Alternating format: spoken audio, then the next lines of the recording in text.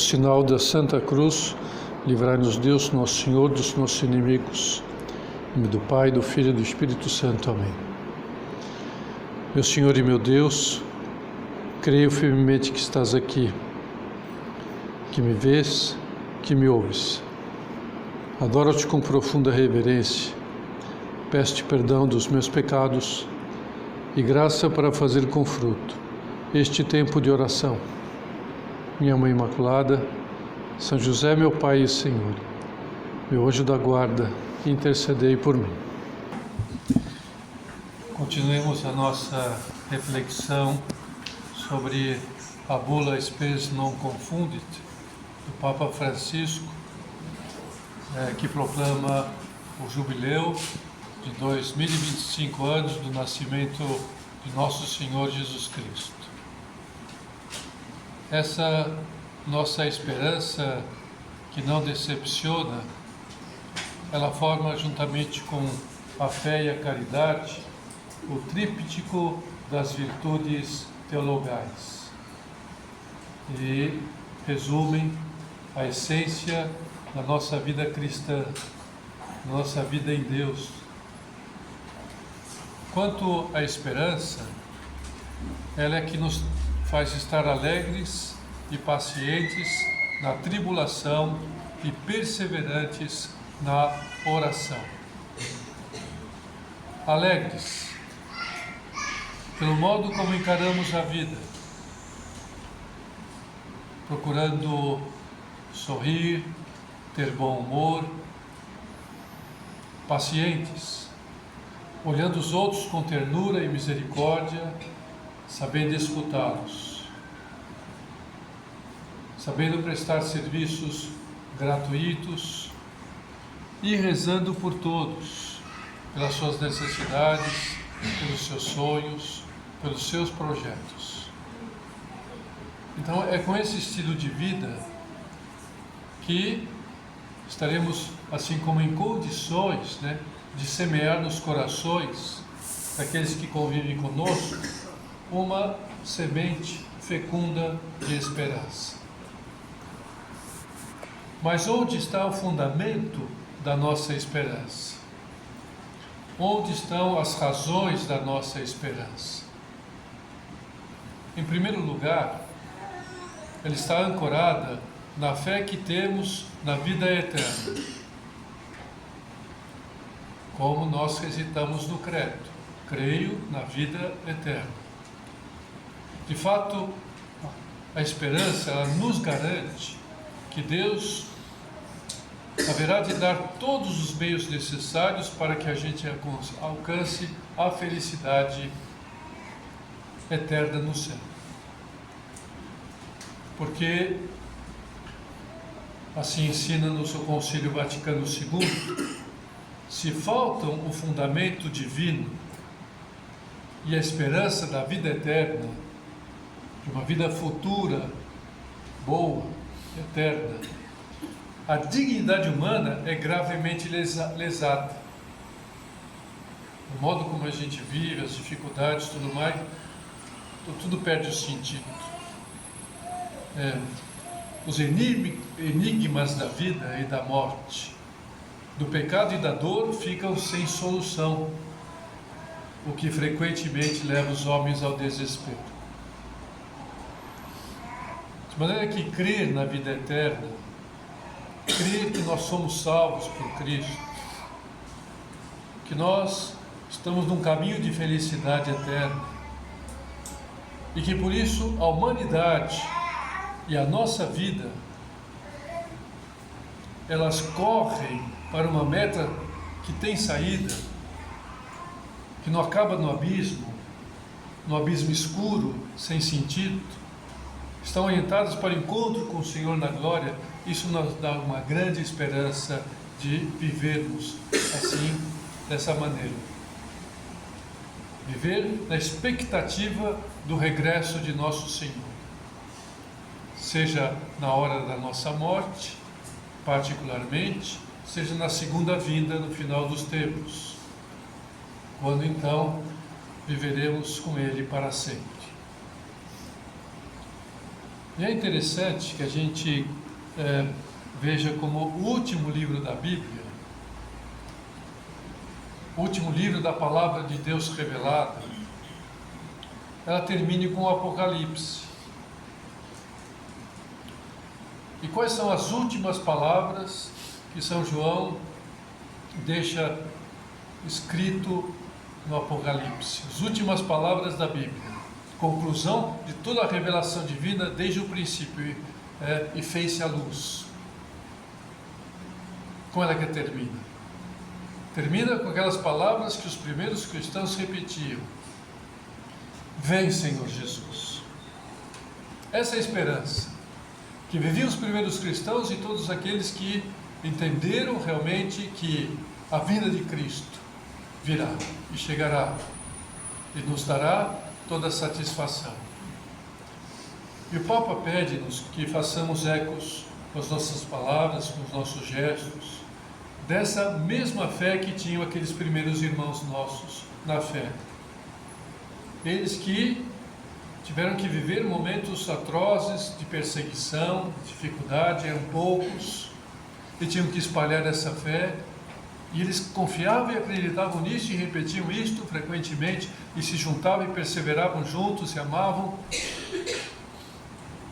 Jesus morto e ressuscitado, eles tinham muito perto disto, historicamente, da morte e ressurreição de Cristo.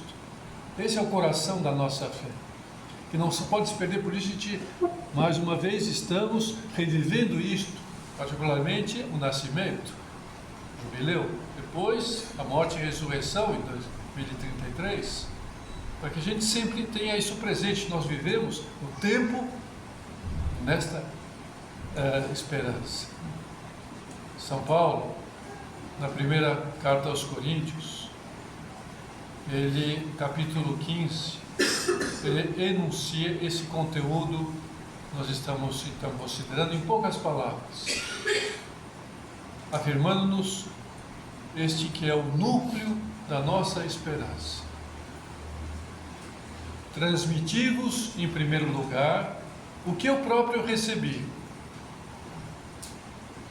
Quando Jesus ressuscitado apareceu para ele, renovou a sua vida naquele caminho de Damasco, e ficou com ele durante 2 anos ensinando no deserto. Transmito a vocês o que eu recebi. Cristo morreu pelos nossos pecados. Essa é a nossa fé. Segundo as Escrituras, foi sepultado e ressuscitou ao 3º dia, segundo as Escrituras. Apareceu a Cefas e depois aos 12. Então esse é o núcleo da nossa esperança. Cristo morreu, foi sepultado, ressuscitou e apareceu. 4 verbos essenciais que fundamentam a nossa esperança.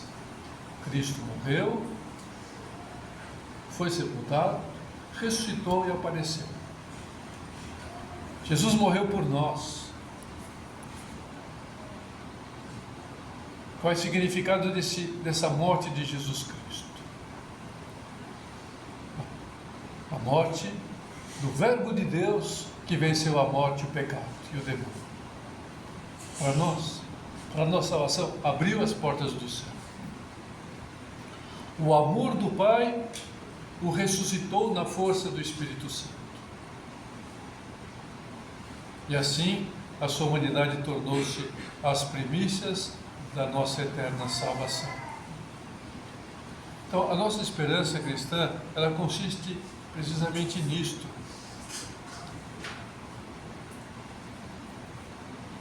Diante da morte, tudo parece acabar. Como parecia para os apóstolos, para as santas mulheres, acabou tudo. Toda aquela maravilha, estavam seguindo, se empolgando com Jesus Cristo, seguindo, vendo as maravilhas que Jesus Cristo faz, Deus na terra, a salvação. De repente, é morto. Parece que tudo acabou. Mas a morte de Jesus Cristo segue a ressurreição.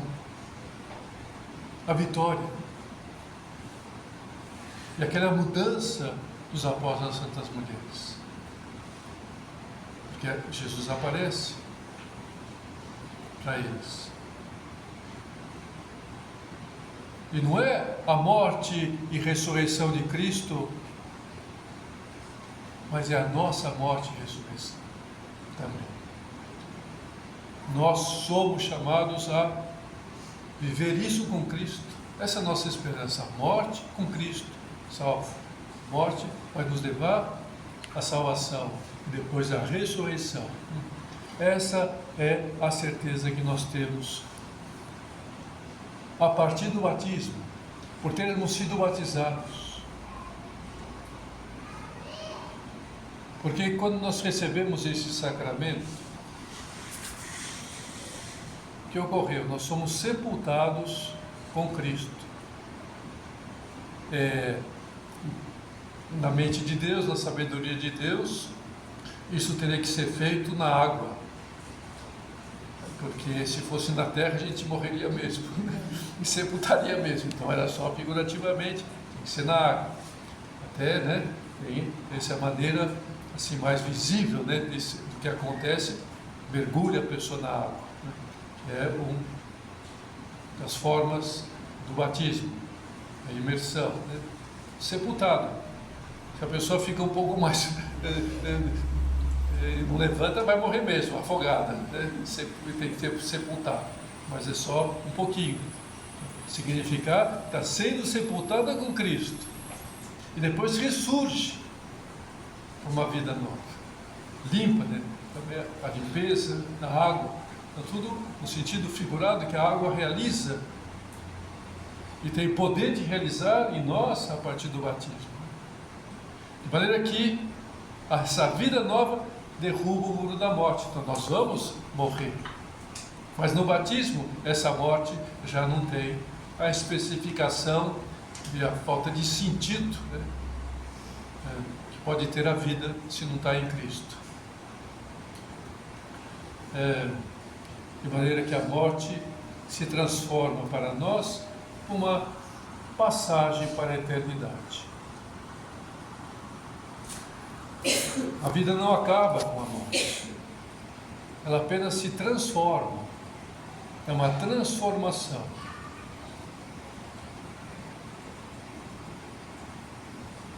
É interessante, né, que a figura da larva, né, que ela entra na casula e morre, e ressurge em borboleta. Então isso que acontece, a morte, sepultados, embrulhados e depois ressuscitados, né? Porque a nossa vida eterna não haverá morte. A morte foi vencida, depois dela, né, não haverá doença, nem pesar algum. Essa é a nossa esperança. Isso nós esperamos.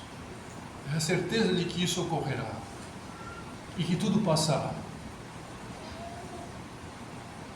Então, que isso é importante a gente ter sempre presente nos momentos mais difíceis da nossa vida, quando as coisas custam mais. Nas doenças, na iminência da morte nossa, dos outros, as dificuldades totais, as dores, as injustiças, os problemas. Ter isso presente dá uma grande paz, serenidade, tranquilidade na nossa vida. Então, o ano jubilar, nesse ano jubilar, a igreja quer, né, que nós afirmemos-nos nessa esperança. Esse é o sentido desse ano jubilar que o Papa quer dar para nós.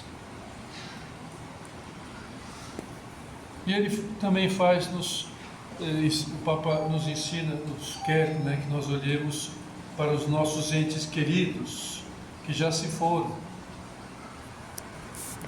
Para eles isso já ocorreu. Então, quando nós olhamos para esses nossos entes queridos que já se foram, a gente tem que considerar isto. A dor das saudades, a dor de nós não podemos mais estar com eles, a dor, né, de não poder vê-los, conversar com eles, que se foram, mas eles estão na glória.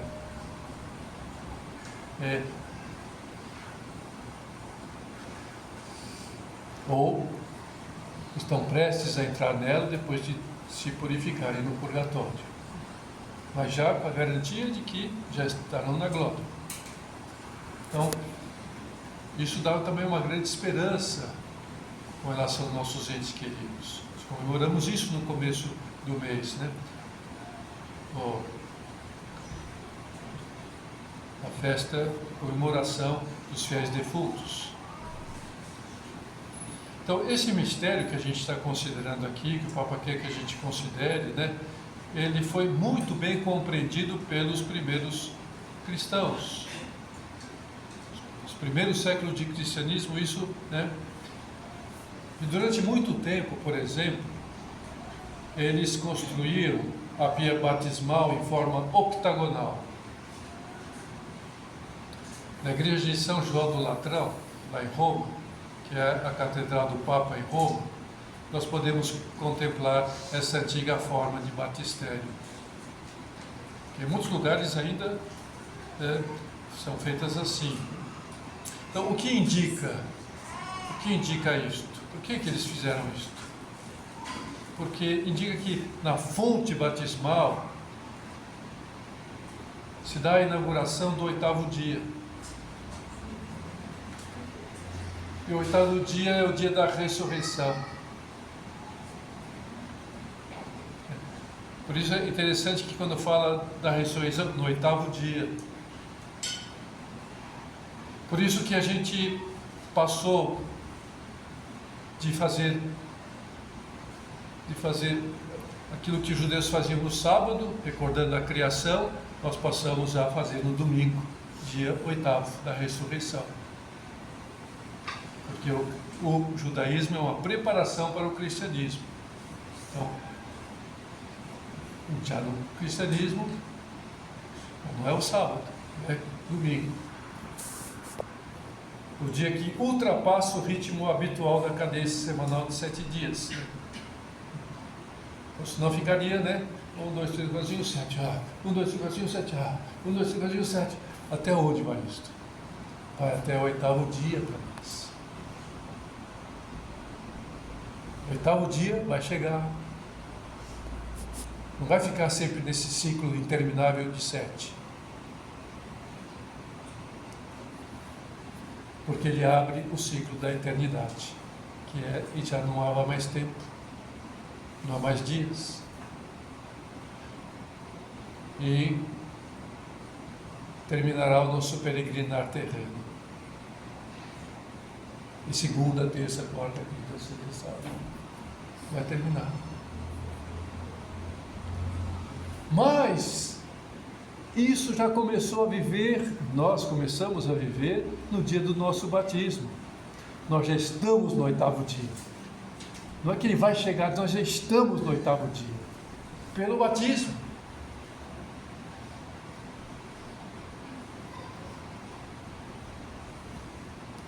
E é nessa fé que a gente, por isso, batiza as crianças. Devemos batizar as crianças para que elas também já participem conosco desse ciclo eterno. Por que a gente vai deixá-las fora desse ciclo eterno se a gente já está participando?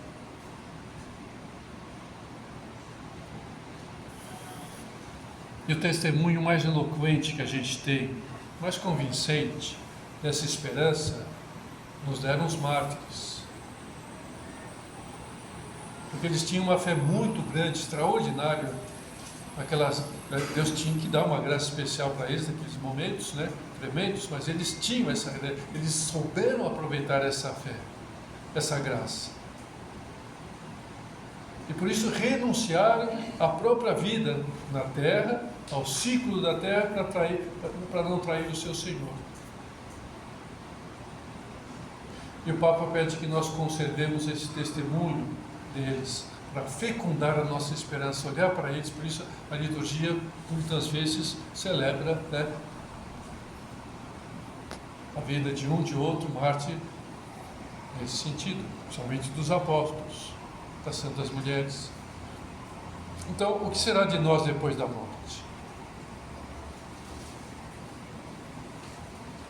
Com Jesus, estamos com Jesus pelo batismo. Além dela, há a vida eterna. Nós estamos caminhando para essa vida eterna, essa água que jorra até a vida eterna, nós já estamos nela. É só uma questão de acompanhar essa água e nós vamos para a vida eterna. Nós já estamos nessa vida, nessa água.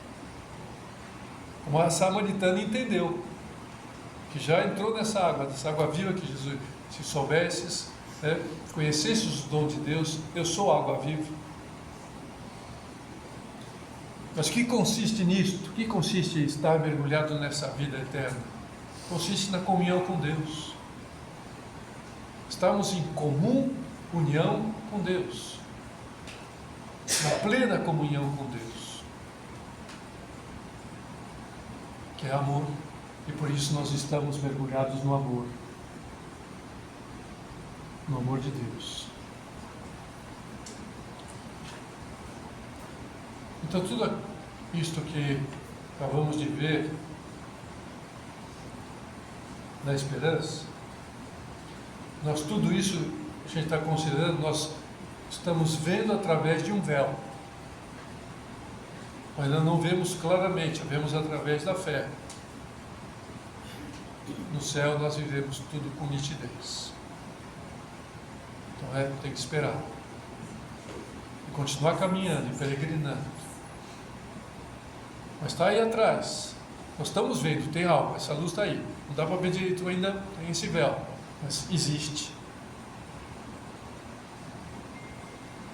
E sobre isto, Santo Agostinho, ele escreveu palavras maravilhosas, né? Fazendo a sua oração com Deus, falando com Deus, ele diz: quando me unir a vós, com todo o meu ser, não existirá para mim, em lado algum, nem direita, nem esquerda, nem nenhum lado, dor e tristeza. Não haverá mais essa dor na coluna, nenhum lado. Essa dor no joelho, não vai haver mais. A minha vida será uma vida verdadeira, vida verdadeira. Não vamos tirar mais de fisioterapia. Agora é bom que existam fisioterapeutas. Porque a minha vida estará totalmente cheia de vós. Esse é o sentido da nossa esperança. Agora, o que a gente vai sentir realmente ao ter essa plena comunhão com Deus, com o amor?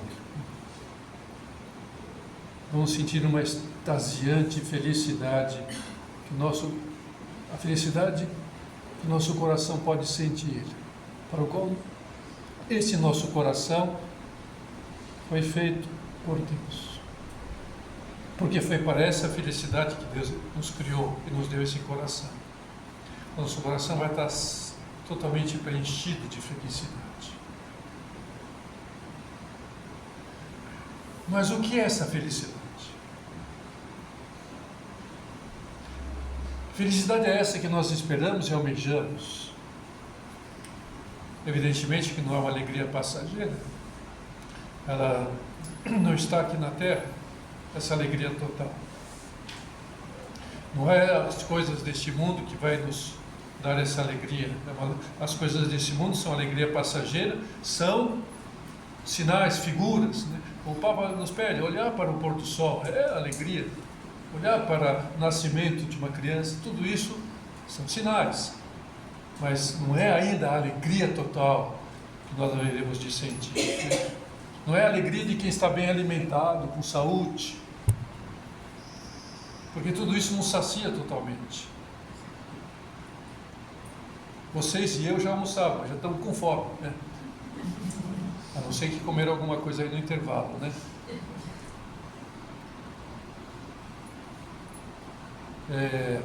Sempre precisamos renovar essa alegria aqui na terra com as coisas, né? Mas no céu não será assim. Estaremos totalmente saciados, não precisaremos de mais nada. Isso é estarmos mergulhados no amor dos amores, como gostava de dizer São José Maria. que é Deus. Deus é amor, como diz São João. São Paulo, ele já sentia esse amor mesmo antes da morte. São José Maria também sentia, os santos também sentiram, muitos santos, no aniversário desse, já sentia isto. O santo Cura de Ars, ele sentia isso no confessionário. Vejam só, ouvindo pecados e mais pecados, milhares de pecados e coisas, né? Ele sentia-se no céu. Porque uma testemunha diz que quando ela estava lá na fila de comunhão, ela viu uma luz dentro do confessionário que ela nunca tinha visto em lugar nenhum, nem do sol. Ele já estava em Deus, já estava na vida eterna, estava na luz. E São Paulo diz: estou convencido de que nem a morte, nem a vida, nem os anjos, nem os principados, nem o presente, nem o futuro, nem as potestades, nem a altura, nem o abismo, nem qualquer outra criatura poderá separar-nos do amor de Deus que está em Cristo Jesus, nosso Senhor. Então ele já vivia. E tudo isso ele passou até a morte. Foi apedrejado, naufragou, foi perseguido. Ele já vivia no amor de Deus. E outra realidade que eu queria lembrar a vocês, ligada à vida eterna, como a morte, é o juízo de Deus.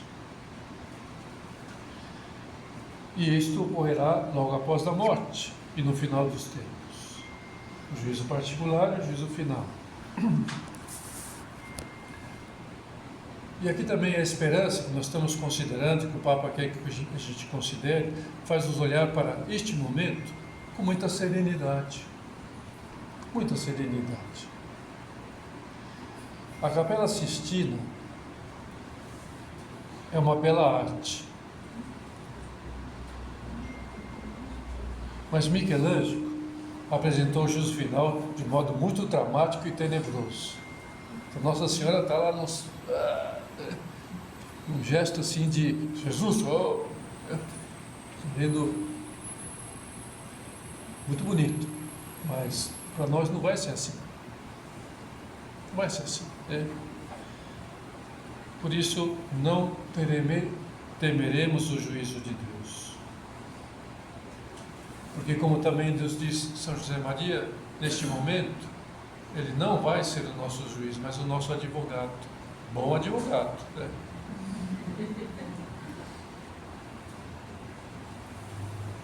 É que Deus é amor, é misericórdia. E vai nos julgar com benevolência. Que somos filhos pequenos, que fazem besteiras, que são infantis.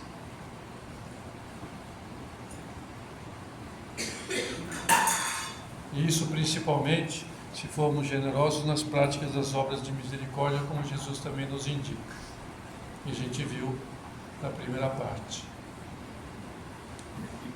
E a esse respeito, vale lembrar também aquilo que diz o livro da Sabedoria, no capítulo 12. Tu, Senhor, ensinaste o teu povo que o justo deve ser amigo dos homens. E deste aos teus filhos uma boa esperança, porque após o pecado dás a conversão, para que ao sermos julgados esperemos misericórdia. Então nós já vivemos isso na igreja, no sacramento da penitência, que é, vamos dizer assim, um mini juízo, que a gente sempre é absolvido se está arrependido. Não dá para se imaginar como vai ser o nosso juízo. Vai ser como a penitência, o sacramento da penitência. Quer dizer, melhor, porque às vezes o sacerdote não está em bom estado, né? Em bom momento, né? É humano também.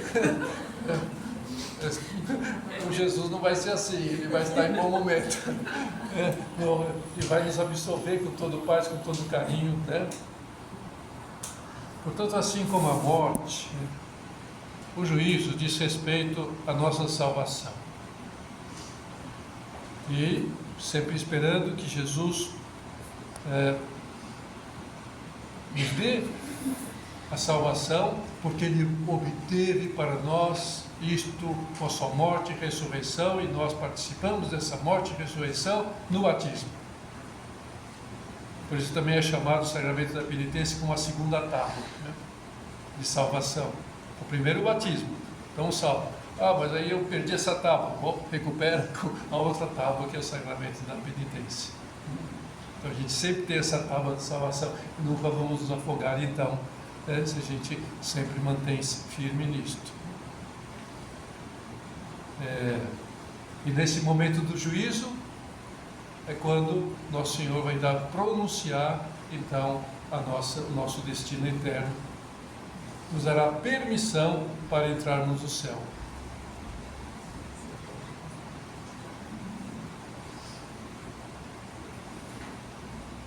Mas, gente, então é bom que lembremos também, né, que para que Deus possa de fato nos julgar assim, para que após o pecado Ele nos dê a conversão, precisamos arrependermos de tê-lo cometido, ter essa dor de amor, né?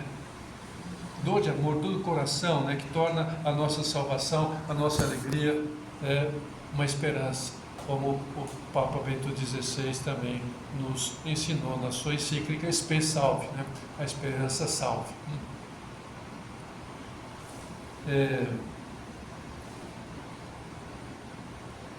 Por isso também o sacramento da confissão é chamado do sacramento da cura e da alegria. Quando ocorre a nossa ressurreição já, né, aqui na Terra. Então, essas ressurreições que Jesus Cristo fez na vida são figuras dessa ressurreição. Nosso Senhor está fazendo esse milagre continuamente conosco, no sacramento da penitência. Fala, Jesus ressuscitou o filho da viúva de Naim, ressuscitou Lázaro, ressuscitou, vai ressuscitar nós também. Nós somos ressuscitados de cada confissão.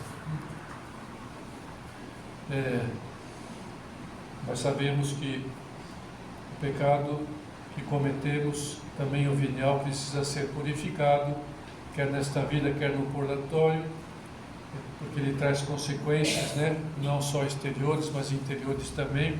Isso precisa ser purificado. Por isso da importância também que rezemos pelos nossos mortos que estão no purgatório, e que também aproveitemos as indulgências do jubileu para podermos então ajudar esses nossos irmãos a se purificarem totalmente, a nós também, que nos purifiquemos com essas indulgências oferecidas pelo ano jubilar, né? Então vamos terminar com as palavras do Papa dirigidas a Maria, porque nela nós encontramos a testemunha mais elevada de esperança. Dou-te graças, meu Deus, pelos bons propósitos, afetos e inspirações que me comunicaste nesta meditação. Peço-te ajuda para os pôr em prática. Minha Mãe Imaculada, São José, meu Pai e Senhor, meu anjo da guarda, intercedei por mim.